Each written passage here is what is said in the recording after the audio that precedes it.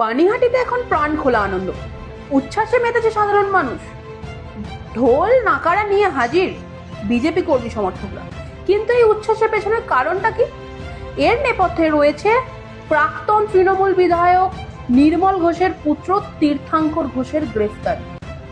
2021-এ vote পরবর্তী হিংসা, লুটতরাজ সহ থ্রেড কালচার, এছাড়াও একাধিক ভুরি ভুরি অভিযোগ রয়েছে তীর্থাঙ্কর ঘোষের বিরুদ্ধে। আর এবার গ্রেপ্তার হয়েছে সেই তীর্থাঙ্কর ঘোষ। এতদিন পুলিশ যাদের গায়ে হাত পর্যন্ত দিতে পারতো না, অর্থাৎ একেবারে পুলিশের ধরাছোঁয়ার বাইরে ছিল যারা, এখন তাদেরকেই এক এক করে ধরে শ্রীঘরে পুরছে পুলিশ। দেখুন একবার সেই খড়দা পুলিশ স্টেশন চত্বরের আনন্দ উচ্ছ্বাসের ছবিটা দেখুন।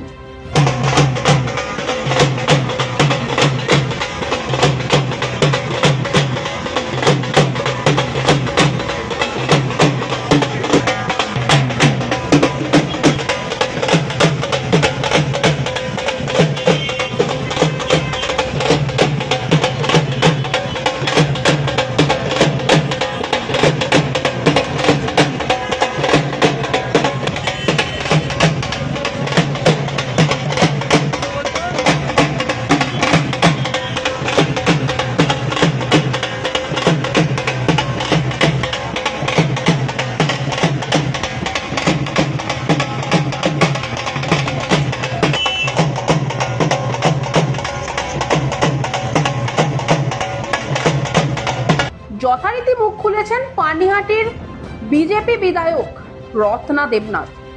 শুনুন কি বললেন তিনি।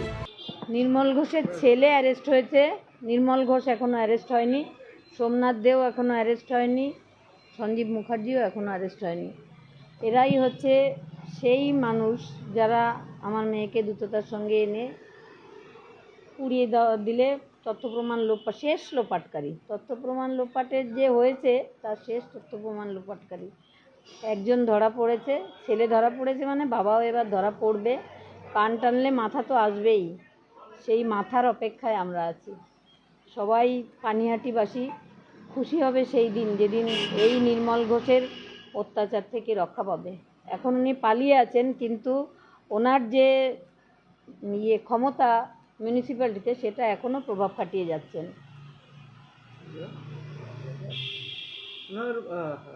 নির্মল ঘোষকেও তো পাওয়া যাচ্ছে না পুলিশের তরফে। না, পাওয়া যাচ্ছে না, পাওয়া যাচ্ছে। সেদিন তো উনি গিয়ে ঋতব্রত তৃণমূল সেটাতে গিয়ে জয়েন করেছেন, কিন্তু ঋতব্রত বলছে ওনাকে ডাকাই হয়নি, অন্য নির্মল ঘোষকে ডাকা হয়েছে। তো উনি এখন খড়কুটোর মতো একটা আঁকড়ে ধরতে চাইছেন, বাঁচার চেষ্টা করছেন, কিন্তু উনি পার পাবে না। অপরাধ করে কেউ পার পায় কোনো দিন?